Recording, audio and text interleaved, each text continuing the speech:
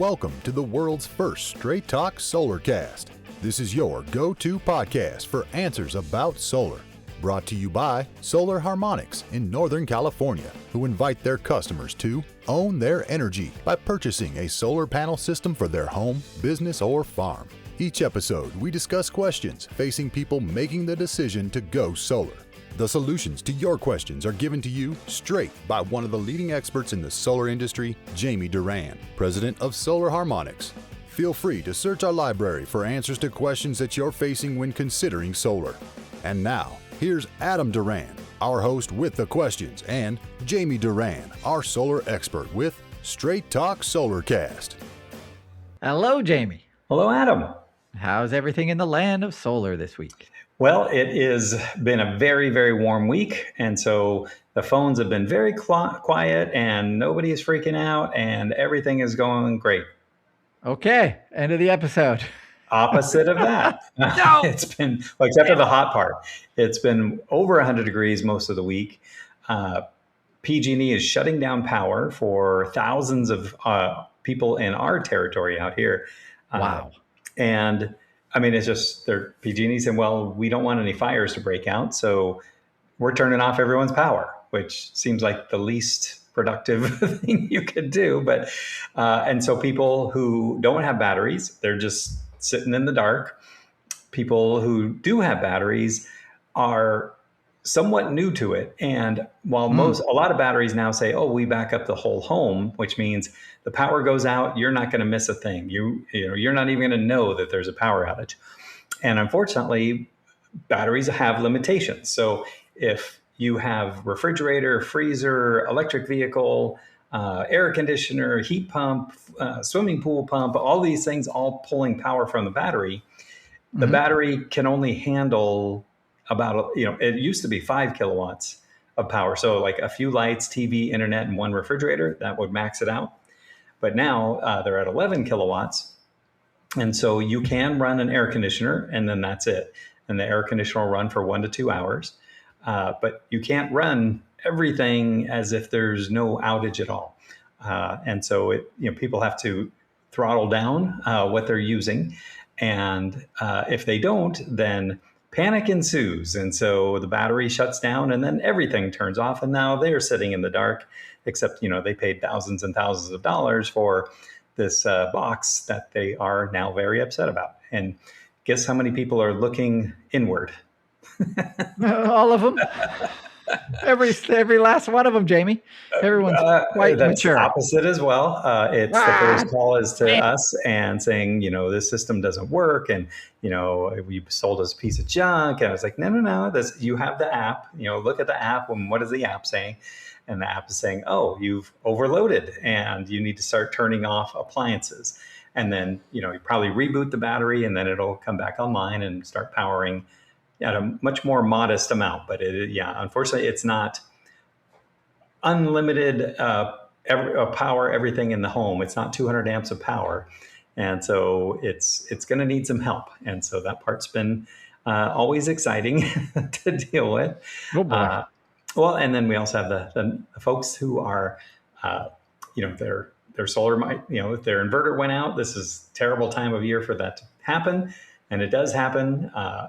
And it's unfortunate, but we try and get to it as soon as we can. And, lots of people who haven't gone solar and wanting to go solar. And so, it's a very, very busy time of year. And so, perfect time to take a few days off. Also opposite. Worst time to take a few days off. But Like George Costanza over here. Come on. Opposite day. Opposite day. But that's, it's, when I listen to that voice, that's I always end up paying for it. But it's very exciting. But I've also, so much is happening in the world of solar with regard to AI. And, this is where I always say, solar can never go away because of 40% of the data centers are online right now that are the ones that are being planned right now. They're using more power than the entire United States was before AI and data centers. So they've doubled the amount of electricity And I'm sure when a utility company signs up with a data center, you know that they've planned far ahead to make sure that they have enough capacity for their own clients and the data center. And nope, that's not true either. George So they're Costanza kind of, again. yeah. Opposite. It is funny because I do wonder if George Costanza works at some of these power plants that are like, well, I guess the power will come from somewhere. And I don't, and maybe it is, we're just cutting off all the ratepayers, which is not going to go over very well because no one wants to live in a third world country where you don't have power.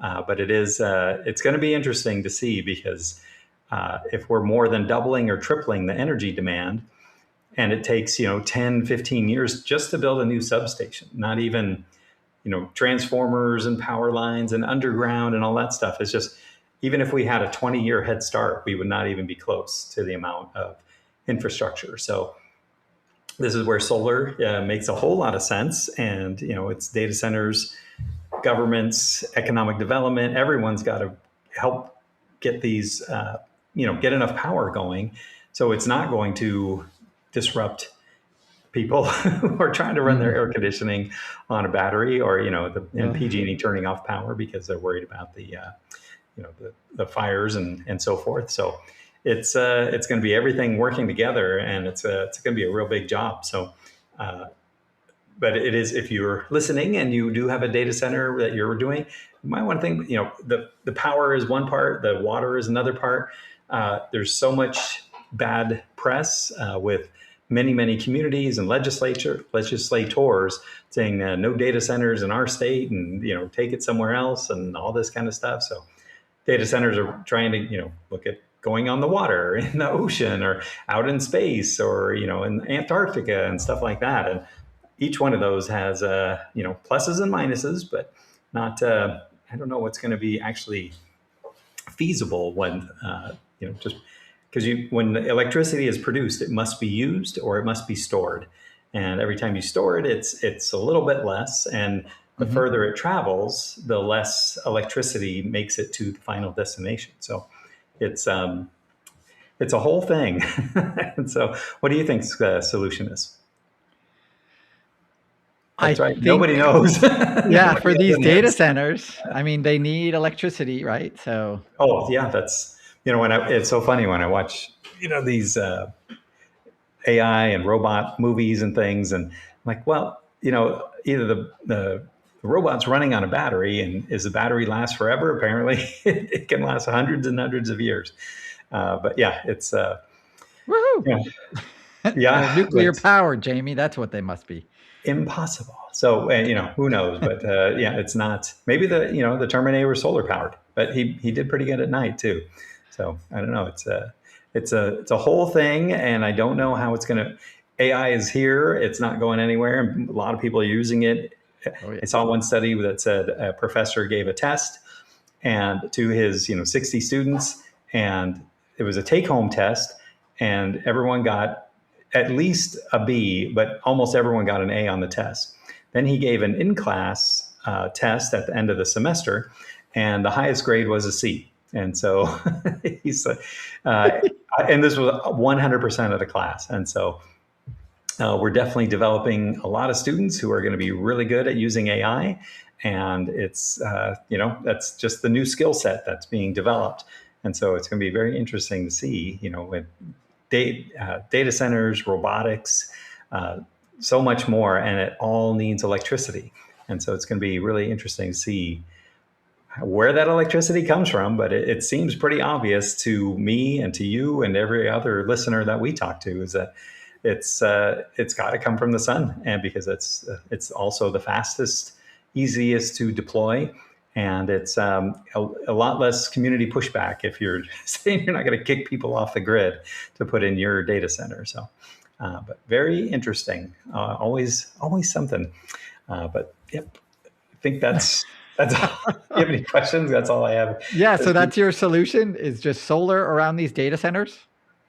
Even if you did solar, like the biggest solar farms in the world, it's not enough. So there's. I did see that Elon Musk is buying it's a cogen engine where it runs on natural gas and it produces a tremendous amount of power. He bought this company that is that produces these engines. So at least someone is thinking about where the demands, where this electricity is going to be supplied from. And but it's going to be coming out of the ground. So with natural gas, they do need that to power these engines. But it's really like a giant generator engine that runs on natural gas, but they produce it in the size of a shipping container, but it can produce a tremendous amount of power. So that, I think, is his plan for that. So someone's thinking of it. That's good. Something. It's got the money for it now. Woo! Yeah. SpaceX, but I hope you didn't put your life savings into it, because it seems to. Anyway, different show. But we can wrap it up there. Okay. Let's do so. Thank you for taking a few minutes out of your week to listen to another episode of Straight Talk Solarcast. If you have a question for Jamie for an upcoming episode, you can go to our Facebook page, Straight Talk Solarcast, and send us a message through there. If you'd like to check out a library of our past episodes, you can go to solarharmonics.com, click on the podcast link at the top of the page, and you'll be taken to a library of our past episodes. Searchable. It's amazing. And if you would be so kind as to, wherever you downloaded this podcast, to go in there and give us a 5-star review, that would be wonderful. We would truly appreciate it. It does help keep the podcast growing and reaching even more listeners. So until next time, everyone. See you. That's all for now. Thank you for listening to this episode of Straight Talk Solarcast with solar expert Jamie Duran. Join us each week for more answers to your solar questions. Speaking of questions, got some? Email us at solarcast@solarharmonics.com and we'll be sure to give you an answer in an upcoming episode. This episode of Straight Talk Solarcast is brought to you by Solar Harmonics, the leading solar energy developer in Northern California, who invite you to own your energy. Visit them on the web at www.solarharmonics.com.